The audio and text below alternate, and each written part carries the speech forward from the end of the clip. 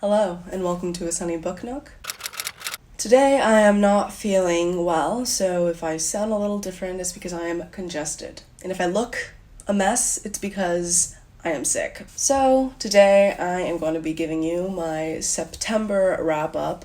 I think I read 20 books in the month of September, and I think they all kind of fell into two general categories. One being like sci-fi speculative fiction, and one being like depressed woman vibes. Depressed woman literary fiction type of energy. I really think like that's truly all I read in September, and typically I try to read more genre diversely because I don't know, that's usually the vibe for me. However, this past month, I really kind of just stuck to those two things, and with like a few exceptions. And I honestly kind of liked it. I liked the consistency of those specific genres and only reading that. So maybe I think for the month of October, I'll probably try to stick to all spooky books. Let's just get into them, starting from the books that I read at the beginning of the month all the way to the books that I read at the end of the month. So the first book I read in September was Happy Hour by Marlowe Granados. This book is a new release, and I got early access to it through Libro FM's audiobook influencer program, and I really enjoyed this audiobook. I really enjoyed this book. It's basically about these New York City party girls, their day-to-day lives and how they get by, and the people that they see and the interaction that they have.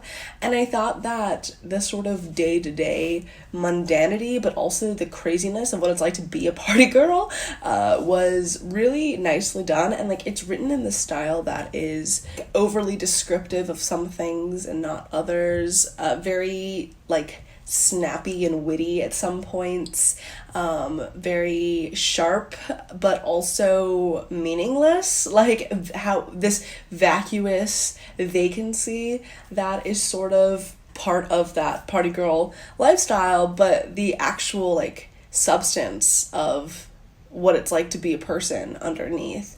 And I thought that it was like really fun, and because of how like meaninglessly beautiful and energetic it was. I really liked this, and I thought it was a solid like crazy girl DWM girl boss type book, one of my favorite genres. The recommendation list video that I made recently is like that type of book. It has that energy, and I liked it. I thought it was fun. I rated it 4 stars. So the next book that I read was a novella. It's really short, and it's another depressed woman, mentally ill woman in a book, and that is Magma. This book is really, really short. I picked it up because I was listening to the bookstore podcast, and they were talking about this book, and they said that it was like really short, and you might as well just pick it up. So I did, and it was absolutely brutal. So we're following this woman who is in this abusive relationship with this man who's like horrible,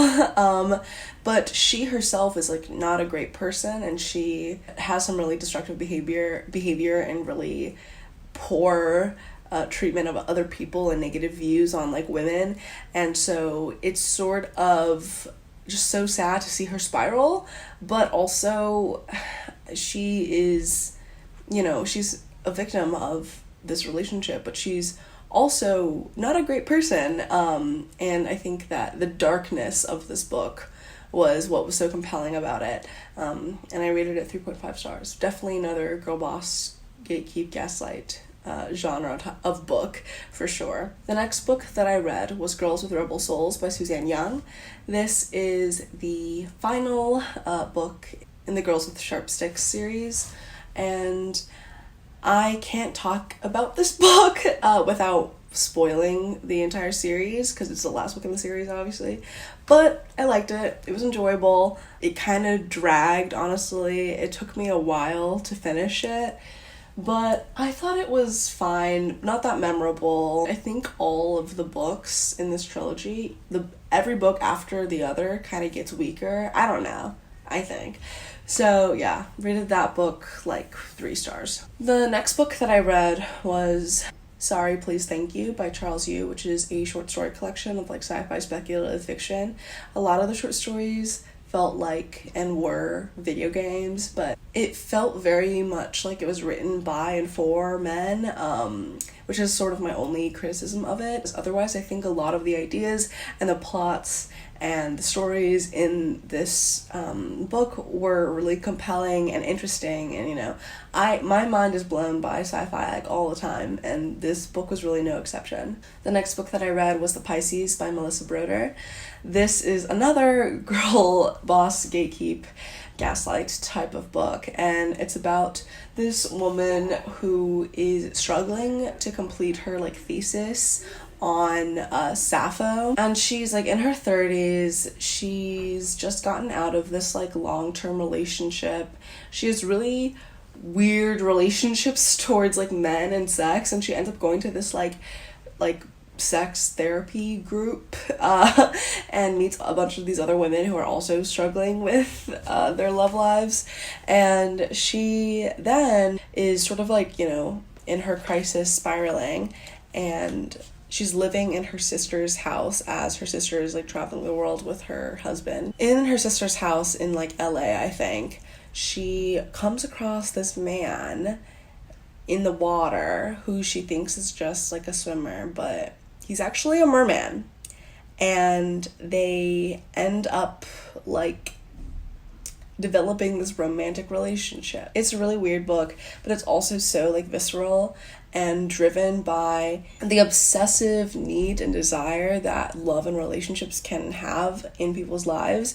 The book kind of feels like that. You're tumbling in with this main character who is truly addicted to the validation of men and sex with them and relationships with them, and constantly chasing that, and she is absolutely desperate and unhinged, but it's in this way that is written and conveyed so poignantly and in a way that's almost humorous in how depressing it is. It made me think a lot, made me feel so much, and I think that a lot of the sort of grosser elements of it, and the sexually explicit parts, and the parts where she is being crazy, there's no other way to describe it, she's not well. I just really resonated with that because same.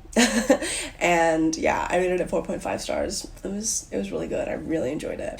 In the vein of crazy women books, the next book after I read The Pisces, it really made me crave reading more of that genre of unhinged woman with a weird relationship to romance type of book. So the next book that I read was Hysteria by Jessica Gross, which definitely falls into that category because we're following this girl who is deeply, deeply insecure and very anxious. Every interaction makes her spiral a little bit, and she has such deep feelings of shame and disgust towards herself for her own desires that she feels like she has no control over. And so this book kind of follows her as she is desperate and depraved and hates herself for it but can't do anything about it, and feels like her parents hate her and think she's a loser, and she thinks that she might just be one, and she's panicking the whole time and has such internalized shame. I thought that it was really dark and messy and gruesome, like a lot of these books are, but I thought it was really disturbing and gripping. So yeah, I rated it 3.5 stars. The next book that I read was The Shame by Makenna Goodman. This book is about a mother who lives in a sort of remote house that it's very cottagecore vibes, and she has small children and a husband who is a professor, and she's basically a stay-at-home mom, and she develops this obsession with this wellness influencer that sort of evolves into something. And this book was so interesting because we are stuck in the mind of this housewife who is living this homestead lifestyle of growing their own food and I don't know, living with the earth and all this stuff, but she still feels like restless and unfulfilled, and the mundanities of day-to-day life are a struggle for her at times, and her relationship with her husband frustrate her at times, and her children really are so overwhelming for her. And this book is ultimately about like motherhood, and about how motherhood is so, it's like seen as such a precious and holy thing. It is the dregs of sufferance for the mothers in question, like, and she talks about throughout this book, like, there are moments of joy, of course, as always, but it's so much drudgery, and the book very much makes you feel that. I think that this was really interesting. I really had a good time with this. I rated it 3.5 stars, but I think it's more of like a 4-star book. I don't know.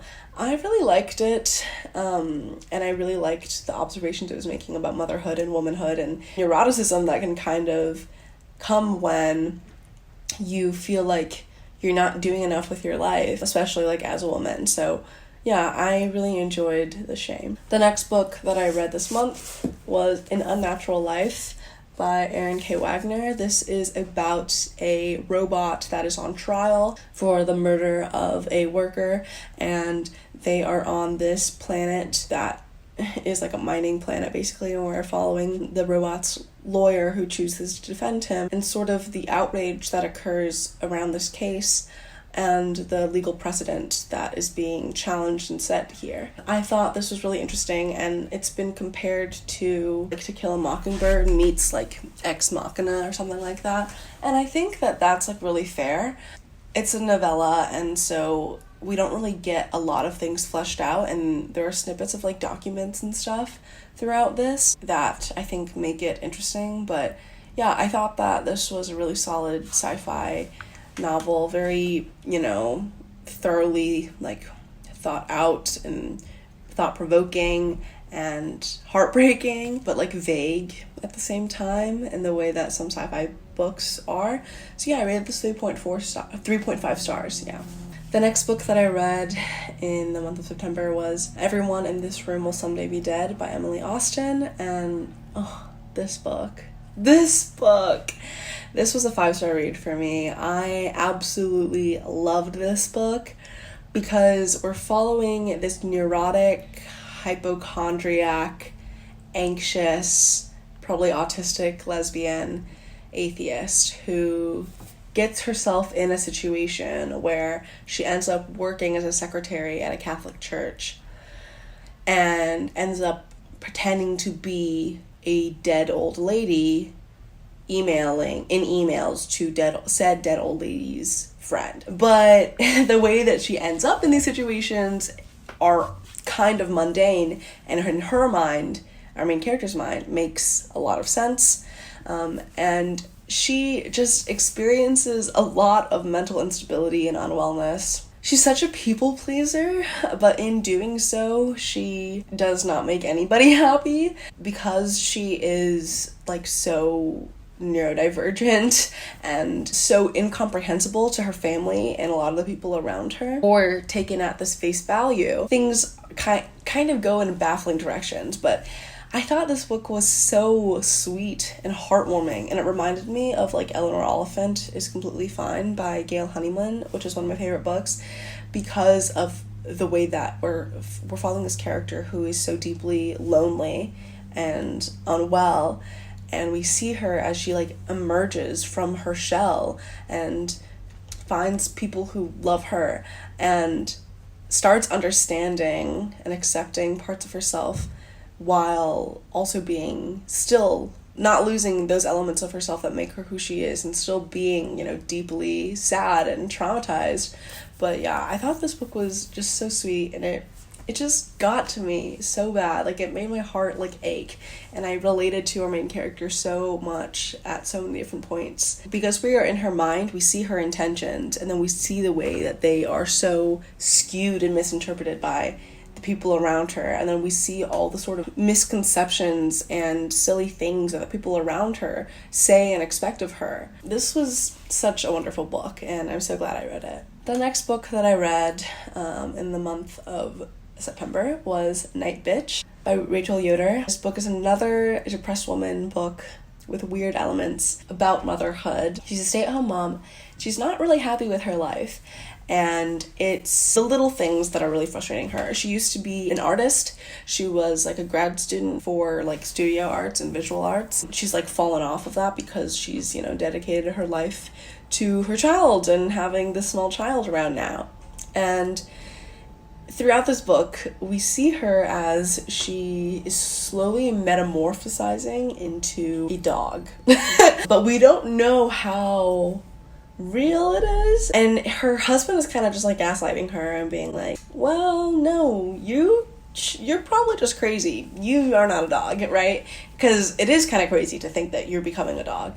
But we're seeing as this mother like spirals because she feels like she's losing all sense of her humanity, and she just wants to be able to like fall back into this like feral element of herself where she isn't responsible for this child that is so fickle and demands so much of her and demands her personhood and demands her to lose all the parts of herself that she thought were the most important. Yeah, I thought this book was so unique and grotesque and wonderful and compelling, and I think it was saying a lot of very interesting things about gender and motherhood. Very second wave feminism-y, kind of. The sort of like visceral exhaustion and like the violence and the wonder, the fury of raising a small child, I think was really conveyed really, really well. I rated this book 4 stars. The next book that I read was New Suns, original speculative fiction by people of color. It's an anthology of, you know, speculative fiction. I enjoyed this, but I don't think there were that many standouts in this for me personally, and so I only rated it 3 stars. Like, it wasn't very memorable for me that much.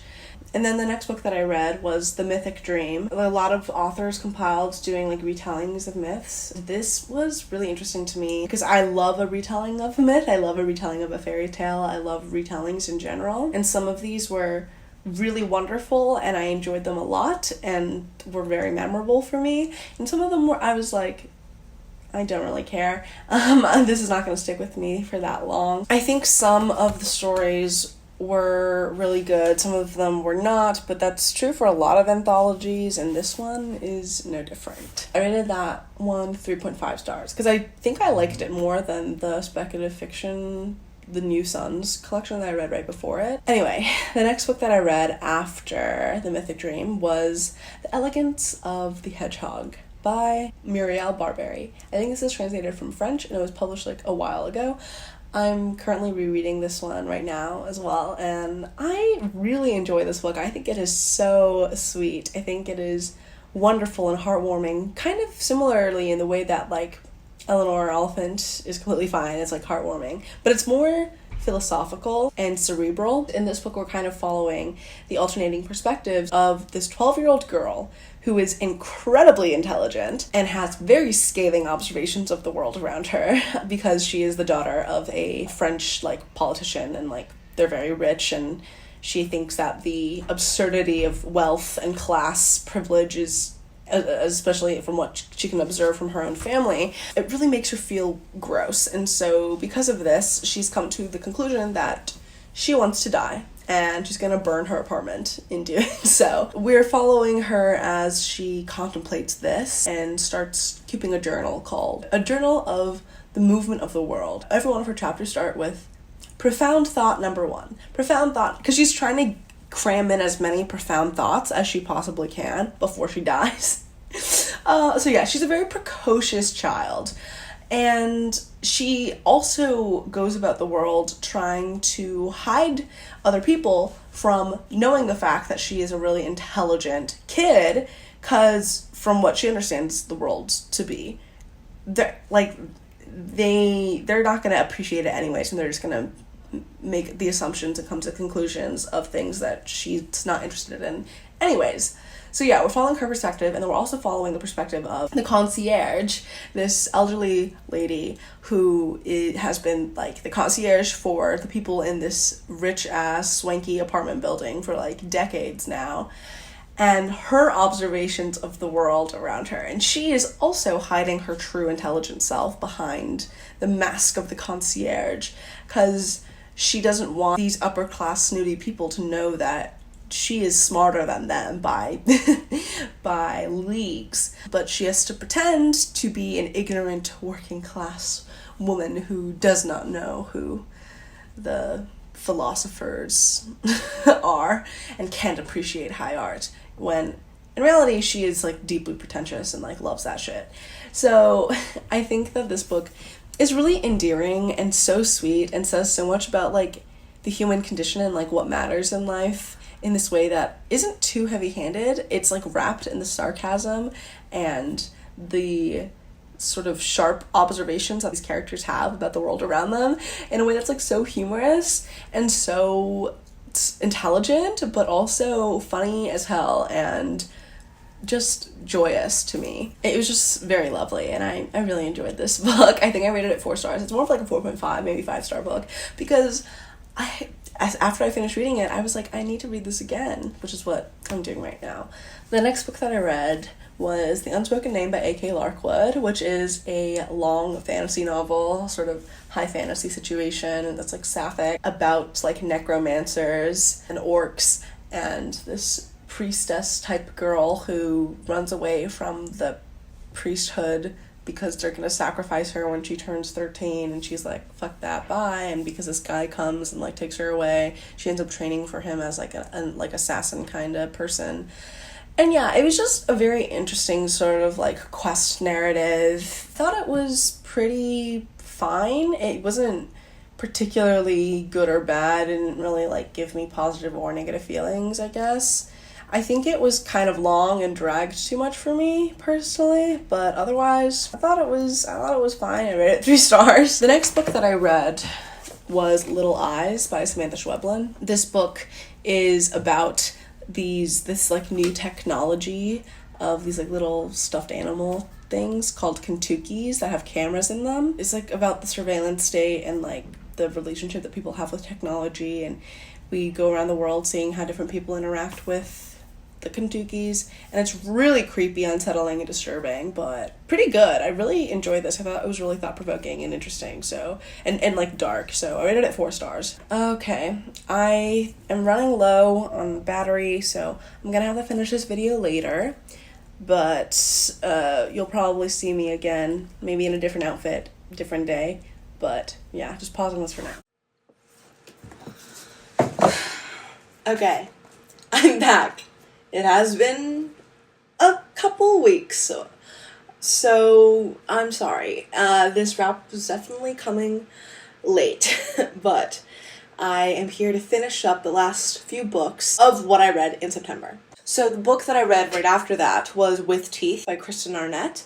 This book is about a mother and her relationship with another woman as well as her son, whom she raised with or had with this other woman, but later in life they break up, and their son also was kind of weird. He is sort of strange even as a young child.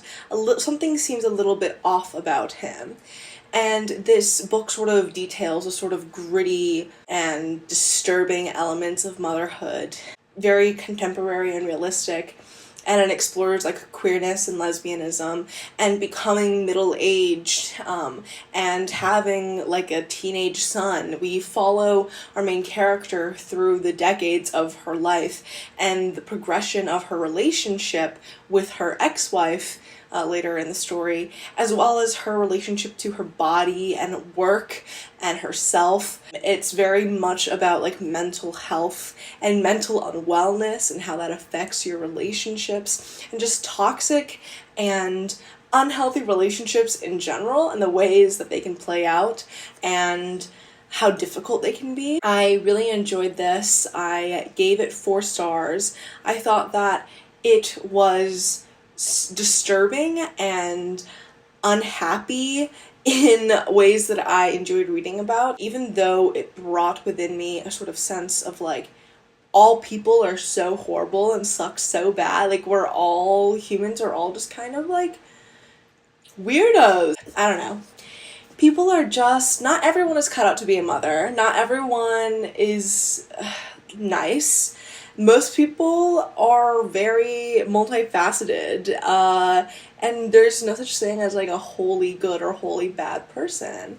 So yeah, I think this book was really solid, and I gave it 4 stars.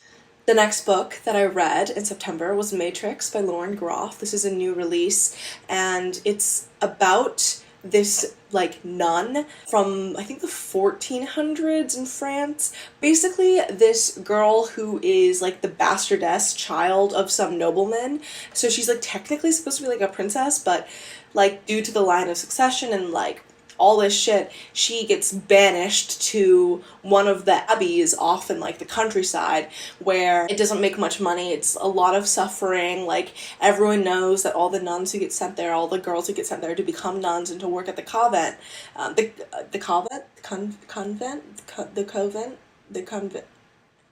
not Catholic, I don't know shit about shit, who go to work at the convent, and who go there to become nuns because, you know, like, what's the other option if you're, like, a single girl who can't get married because you're the bastardess, and then, like, because that would have political implications, and, like, you're being cast off because no one wants to keep you in the court. Yeah, anyway, so that's, like, the premise of the story, but then for the entire rest of the book, we're following our main character's, like, rise to power within the abbey. So she just starts off as, like, you know, like, someone who works there, doing the day-to-day tasks of what, like, a church run by all these ladies do in, you know, 15th century France. And it's a lot of, like, you know, people dying from stupid shit and diseases, taking in and watching people's children, having to go work in the crops in the land, have to, like, collect taxes from the villagers. And basically by the age of, like, she gets sent there when she's, like, 17, I think. And by the age of, like, 19, or not, she gets sent there when she's, like, maybe, like, 13, something like that. But by the time she's, like, 17, and then by the time she's 19, she's, like, running the whole place. And she starts implementing all of these new policies and ways to start making more money. And also, there's, like, a line of sapphism throughout the entire story. Like, this is also, like, a pretty lesbian book, because in the castle at the very beginning of the book, when our main character is still living amidst, like, the noble women and shit, she is actually very close friends with this, like, princess girl. And so they have, like, an intimate relationship. And later in the book, that girl, the girl that she was that our main character was close friends with, becomes, like, the queen. And so there's political maneuvers going on. This book is very feminist. It's very much contending with spirituality, Catholicism, and then also the economic and social and political, like, realities of this country at this time, and how women were treated, specifically within a religious space, and then also how religious organizations interacted and were, like, basically the entirety of social networks and support outside of the nobility political system. I thought this book was so gripping the whole way through, and we're really seeing this, like, girl boss rise to power.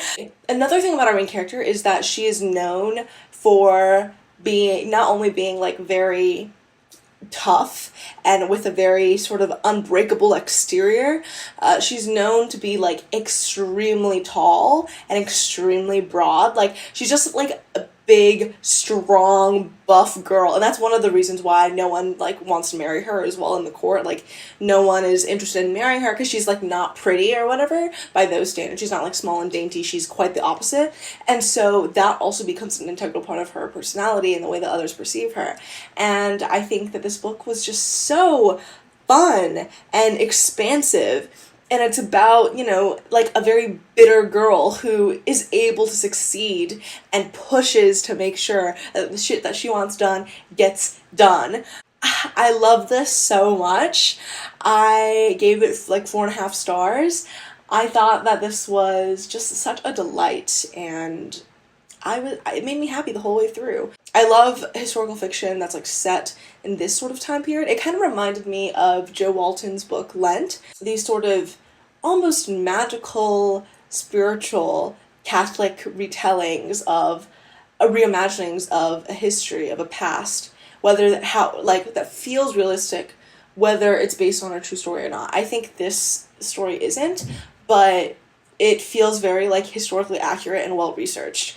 So I love this. I love European history. I love history in general. I love the ways that people can bring them back to life, bring history back to life through storytelling. So yeah, love that. Love that book. Another book that I absolutely loved, and that because I loved it so much I needed to get a physical copy, is Psalm of the Wild Built by Becky Chambers. This book is the first Becky Chambers book I've ever read. Becky Chambers gets recommended to anyone who likes queer sci-fi, which I love, but I think she writes more like young adult work, and I don't know, I don't read as much young adult anymore. I don't think this counts as young adult. I think this is more sort of like adult general audience, like anyone of any age I feel like could read this. This book was such a delight. I rated it 5 stars. This is a 5-star book. Like, I love this so much. And also, of course, it's a Tor.com published book. I love Tor. Tor is such a good publisher. Anyway, this book is set in the future where, like, robots no longer exist. Like, technology to the capacity that we understand and we operate, like, no longer sort of exists because humanity has decided to collectively abandon it and let robots who have an AI, who have all one day, like, woke up and was like, we don't want to be exploited anymore. They have all been, like, set free. And now humans live in a way that is not ecologically destructive towards the earth, and, you know, everyone's needs are taken care of. It's kind of like set in, you know, a future better world. Sort of like how Pet by Kweki Emezi is set in this, like, vague future world where, you know, history has already progressed to the point where we live in a world that is in a better place on many levels. And it's not really specifically described. It's mentioned throughout the story, but it's not an integral plot point necessarily. But basically, like, robots and humans haven't really been in contact for a long time, and there is a religious order system that most people sort of adhere to, but not in, like, an authoritarian way, just like the social cultural reality of this story, like the setting of the story. And within that religious, like, system, there's these people called, like, monks, you know, tea monks, who basically listen to people's problems and give them tea. And so we're following someone who's a tea monk. They use they them pronouns, I think. We're following them as they decide to go into the wilderness, and where, like, there's no people haven't gone. It's like untouched, basically, because everyone now lives in sort of the paved areas, the cities that have been built for the explicit purpose of humans to live there. So, like, you know, robots and everyone else can go live elsewhere so that they don't have to, there's no exploitative relationship there anymore. Our main character decides to leave and to go wander in the wilderness. They want to find themselves, like, something like that, basically.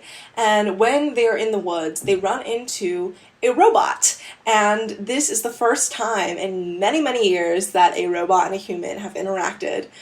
And this robot is a descendant of many robots before it. This was just such a sweet, sweet book. It was such a delight to read because both the monk and the robot, like, don't know really how to interact with each other, and they don't necessarily know what the other, like, species or the other person is like, and the history of said person and their groups.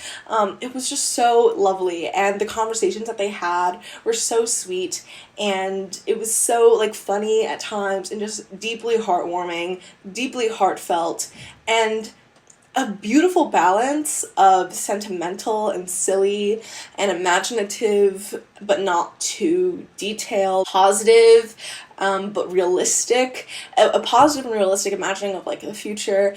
And I just loved it so much. I think that if you liked Pet by Kweki Emezi, like, you should definitely pick this book up because it really gave me sort of similar vibes, at least, like, conceptually. And this book was just such a delight. I loved it so much, so highly recommend. Rated this 5 stars. So the next book that I read was another sci-fi novella, and that was Rogue Protocol by Martha Wells. This is the 3rd book in the Murderbot's Diary series, which I like and will read.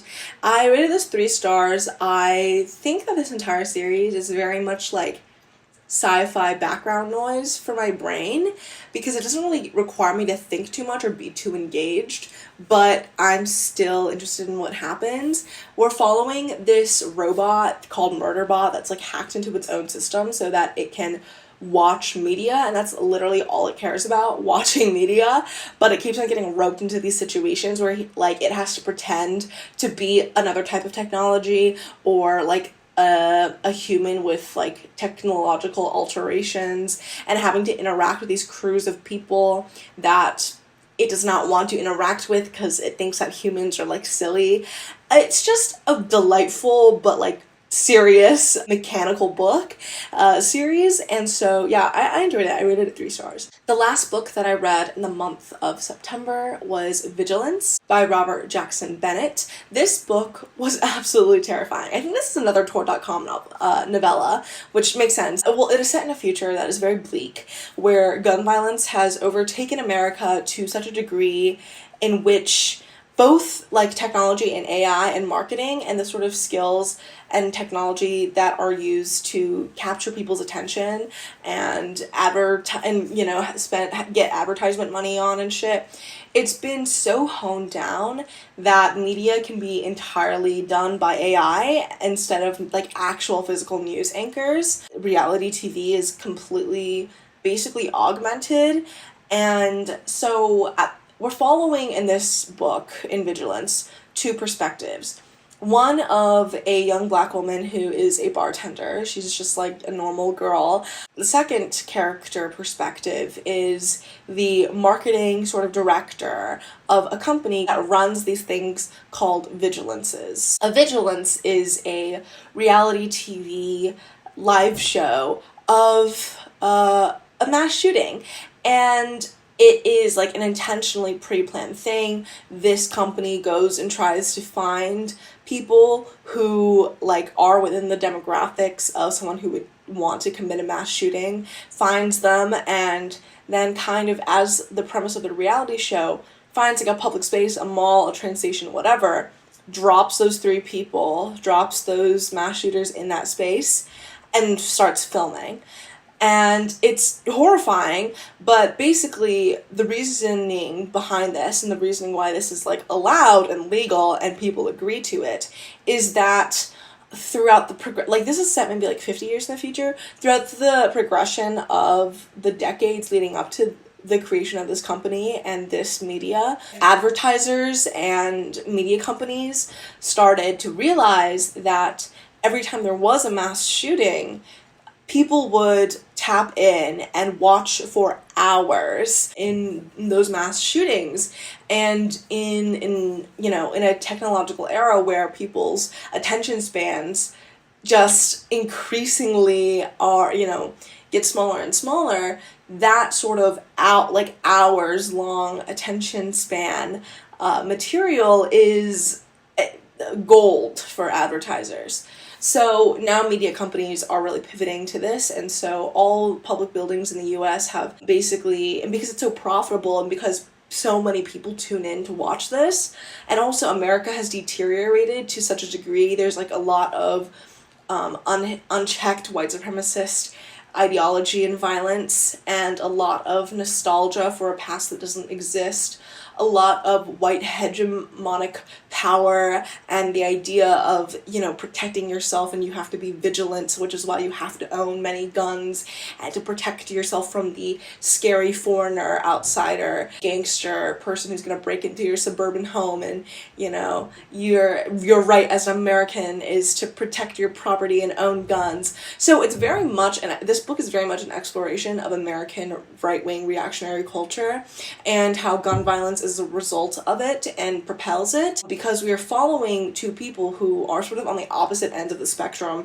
of the power relations within this country. Someone who is a marketing genius, someone who uses that to be able to manipulate a consumer base to do exactly what he wants them to do. And this book is really terrifying in its accuracy and its depiction of like white masculinity, and also the vulnerability that everyone faces due to this, and the sort of collective like brainwashing that culture creates when it's so inundated with violence. This book was terrifying, horrifying, and pretty all too realistic feeling, and I thought that the way that this book just portrayed technology and racism and misogyny in this really gruesome and violent but all too realistic and not like gratuitous, the violence portrayed. I think it was an accurate reflection of the answering the question of like what if these situations were reality, and how they play out. So yeah, this book was very, very brutal. It was heartbreaking and really sad. It was thrilling the whole way through, and it made my stomach drop at so many points, and it made me so angry and so like filled with gloom and doom. But I think that in that way it did its job. It functioned as a piece of art, as a piece of media that like criticized the world at large in America in this really intelligent way. So yeah, I really applaud this author for sort of taking this concept to like the next level, really, I don't know, really going there with it. So yeah, I rated this book 4 stars. So that is all the books that I read in the month of September. Got to a lot of wonderful sci-fi novellas, specifically a lot of sapphic books, a lot of books about mentally ill women. Yeah, so all my favorite things, really. I hope that you enjoyed this video. Thank you so much for watching. Like, comment, subscribe, you know, all that bullshit if you haven't already. And let me know down in the comments below if any of these books sound like something that you would be interested in, or if you've read any of these already and what your thoughts are. You can friend me on Goodreads if you would like. The link is always in the description box, as are all my social media links and where else you can find me on the internet. So yeah, that is all I have for you today. Thank you so much for watching. I'll see you in my next video. Bye!